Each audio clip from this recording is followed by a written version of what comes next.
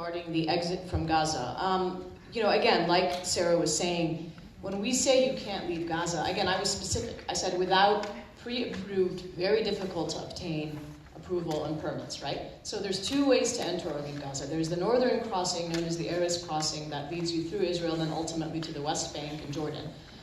That is much more difficult to get a permit for. I think even those with the most dire needs, right, like medical needs that need to go and have a file or something from the Ministry of Health that says they need to get treatment unavailable in Gaza outside. Sometimes they're sponsored by the Palestine Children's Relief Fund, or sometimes they just have a travel permit or a request to go to an Israeli or a hospital in the West Bank. Even only 1/3 of those cases are approved to travel, right? Through, and it takes months and months and often lobbying and so forth. Students are just wholesale have been denied, and those Palestinian students from Gaza who had permits and were found in the West Bank were blindfolded and then dropped off at the Erez crossing and told to go back to Gaza. The other crossing is the southern crossing, the Rafah crossing, controlled by Egypt, using the same policies that were put in place prior to the Israeli disengagement from Gaza. So only if you have a Palestinian ID can you use that crossing. Again, extremely difficult. Months and months you have to put your name on a wait list in order to leave Gaza, and if the Egyptians approve you, you can go out. Same applies for the way in. And what's worse is on the way in, you need to also be able to get approval from the Egyptians to enter Cairo first and then travel days across Sinai in order to get to the crossing.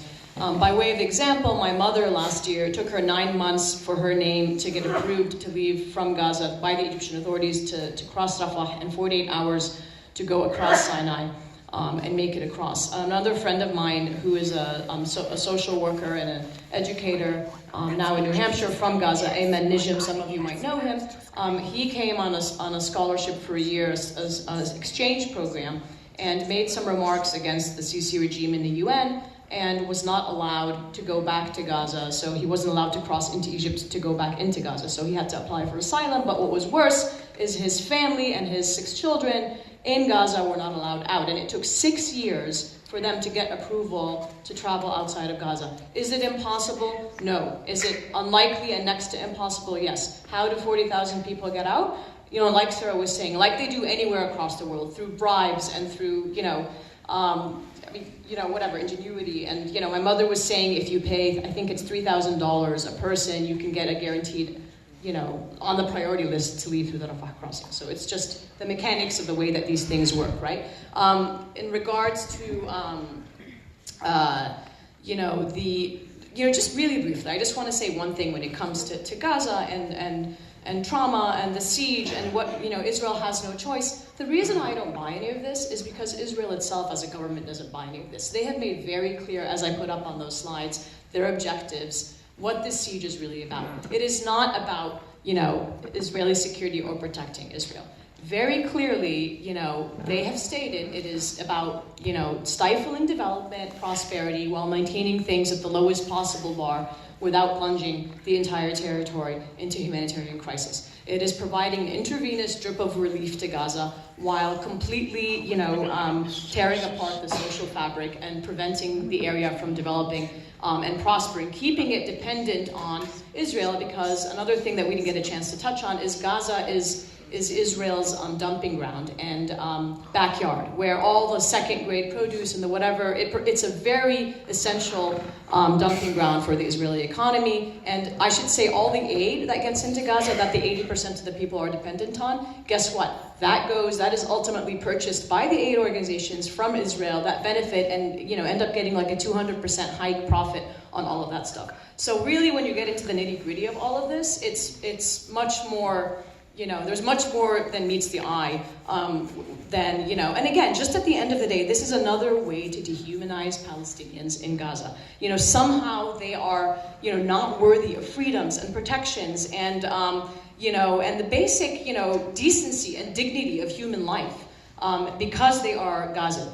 And scary and other, and therefore we have a right to continue to, or Israel has a right to continue to besiege them and prevent them from moving, and so on and so forth.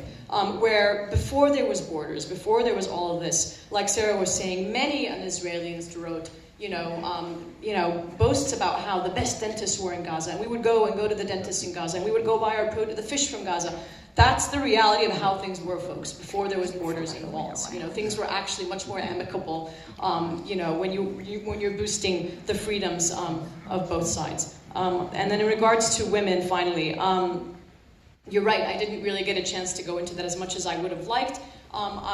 In fact, women, especially young women and girls, are the ones that have the most presence in the weekly March of Return on the borders, and that's very telling.